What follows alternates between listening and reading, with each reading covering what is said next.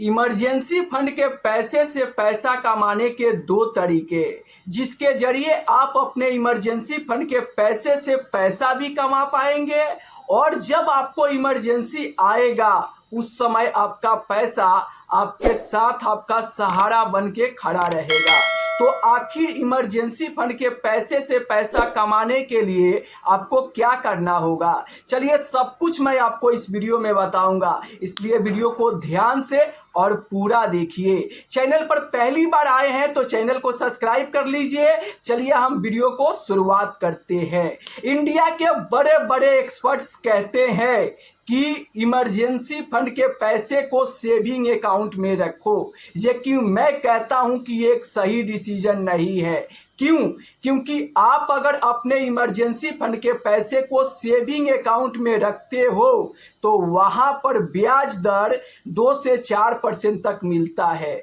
और इसके ठीक डबल महंगाई दर है। यहाँ इंडिया में 6 से 7% की महंगाई दर है। तो अगर आप अपने पैसे को सेविंग अकाउंट में रखते हो तो आपका पैसा हर साल महंगाई दर से के चलते आपके पैसे की वैल्यू कम हो रहा है, इसलिए आपको इमरजेंसी फंड के पैसे को सेविंग अकाउंट में नहीं रखना है, वरना आपका पैसे की वैल्यू हर साल घटती रहेगी। दूसरा, यहाँ पर लोग कहते हैं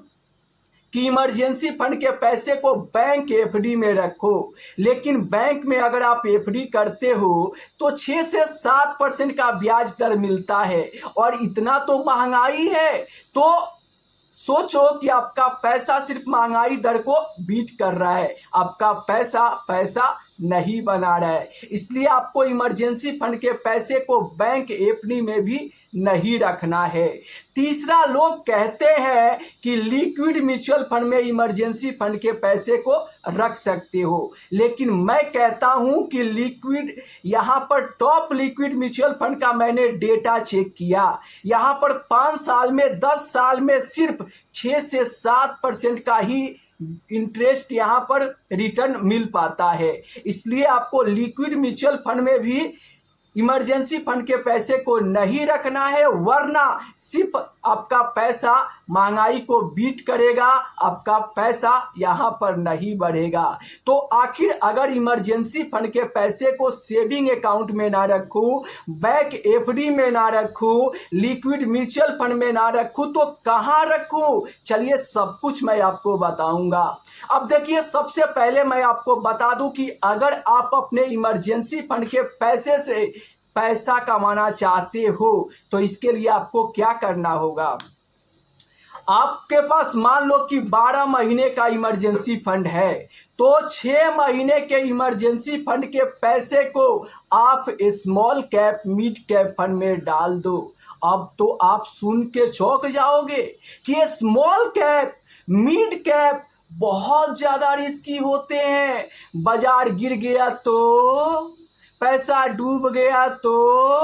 तो आप मुझे कमेंट बॉक्स में बताइए कि हिस्ट्री में कितने स्मॉल कैप फंड में, कितने मिड कैप फंड में इन्वेस्टर का पैसा डूबा हुआ है। मैं आपको बताता हूं कि हिस्ट्री में ऐसा कोई भी स्मॉल कैप फंड नहीं है, कोई भी मिड कैप फंड नहीं है जिस फंड में इन्वेस्टर का पैसा डूबा हो। यही स्मॉल कैप, यही मिड कैप फंड इन्वेस्टर को सबसे ज़्यादा पैसा बना कर देते हैं, फिर भी investor small cap mid cap को बदनाम करते हैं। देखो, जब जब तेजी होता है तो स्मॉल कैप मिड कैप बड़ा पैसा बना कर देता है और जब जब गिरावट होता है तो यही small cap mid cap investor को बड़ा अपॉर्चुनिटी देता है सस्ते एनएवी में खरीदारी करने का, बड़े डिस्काउंट में यूनिट ज़्यादा इकट्ठा करने का। तो small cap mid cap investor को डबल फायदा होता है। अगर आप invest small cap mid cap में कर देते हो और बाजार में तेजी आता है तो बड़ा मुनाफा बनेगा और गिरावट होता है तो यहाँ पर अपॉर्चुनिटी मिलेगा सस्ते एनएवी में यूनिट ज़्यादा इकट्ठा करने का, बड़े डिस्काउंट में आपको खरीदारी करके और यूनिट ज़्यादा इकट्ठा करने का मौका मिलता है। फिर भी investor small cap mid cap को बदनाम करते हैं। चलिए हम यहाँ पर आते हैं कि अगर आप इमरजेंसी फंड के पैसे से पैसा बनाना चाहते हैं तो मान लीजिए कि 12 महीने का इमरजेंसी फंड आपके पास है, तो 6 महीने का इमरजेंसी फंड के पैसे को आप स्मॉल कैप मिड कैप में इन्वेस्ट कर दो, ताकि वो पैसा आपके लिए पैसा कमाता रहे। और जो बाकी के 6 महीने का इमरजेंसी फंड का पैसा बचा, उस पैसे को आप यहाँ पर सेविंग अकाउंट में रख के और ऑटो स्वीप का फैसिलिटी चालू करवा दो। इससे ये होगा कि बिना एफडी किए ही आपको एफडी जैसा रिटर्न मिलेगा और आप जब चाहो तब इस पैसे को फटाफट निकाल सकते हो। ना ही आपको एफडी क्लोज करवाना पड़ेगा और ना ही आपको 1% का पेनाल्टी देना पड़ेगा और ना ही आपको एक दिन का वेट करना पड़ेगा। इसलिए आप सेविंग अकाउंट में ही पैसे को रख कर और ऑटो स्वीप का यहाँ पर फैसिलिटीज चालू करा देते हो, तो उस पैसे पर आपको बैंक एफडी जैसा ब्याज मिलने लगेगा और जब भी आपको इमरजेंसी आए तो इस पैसे को आप निकाल कर और इमरजेंसी में आप अपना काम कर सकते हो। तो फाइनली आप इससे क्या समझे कि अगर आपके पास 12 महीने का इमरजेंसी फंड है तो 6 महीने के इमरजेंसी फंड यानी आधा इमरजेंसी फंड के पैसे को आप स्मॉल कैप मिड कैप में इन्वेस्ट कर दीजिए,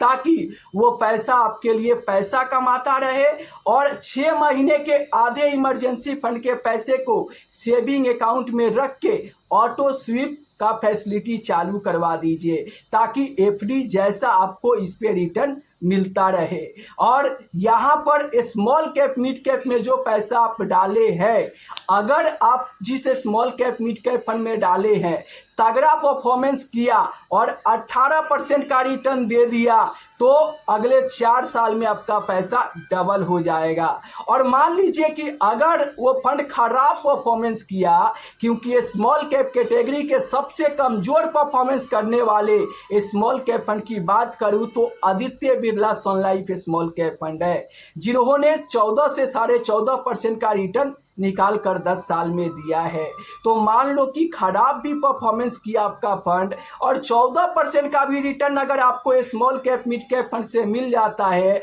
तो अगले 5 साल 1 महीने में आपका पैसा डबल हो जाएगा। तो फाइनली आप समझ गए होंगे कि अगर आप चाहते हैं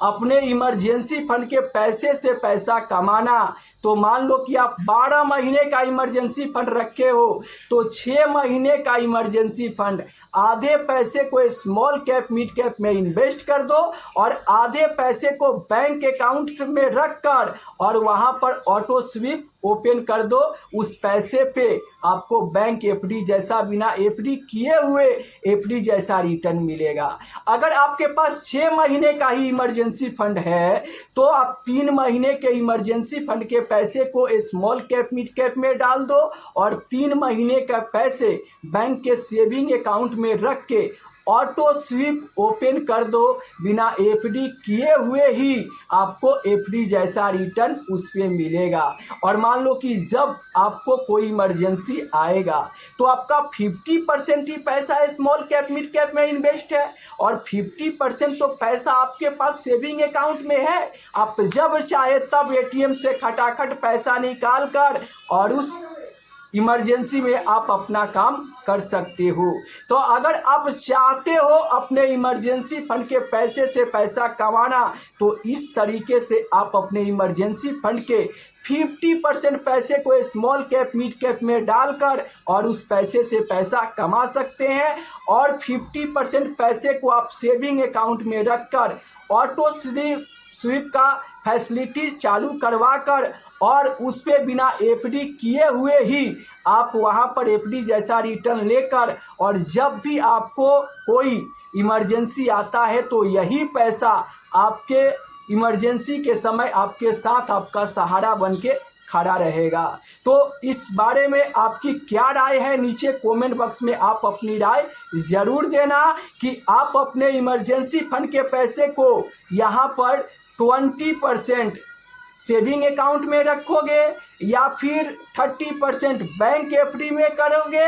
या फिर 50% लिक्विड म्यूचुअल फंड में रखोगे। क्योंकि बहुत सारे लोग कहते हैं कि इमरजेंसी फंड के पैसे को 20% सेविंग अकाउंट में रख दो, 30% का एफडी कर दो और 50% लिक्विड फंड में रख दो। लेकिन मैं कहता हूं कि 50% पैसा यहाँ पर सेविंग अकाउंट में रख के और ऑटो स्वीप ओपन करवा दो, आपको बिना एफडी किए ही एफडी जितना रिटर्न मिलेगा। और 50% पैसे को स्मॉल कैप मिड कैप में डाल दो, ताकि वो पैसा आपको पैसा कमा के भी देता रहे। तो आपकी क्या राय है इस वीडियो को लेकर? आप अपनी राय नीचे कमेंट बॉक्स में ज़रूर बताना।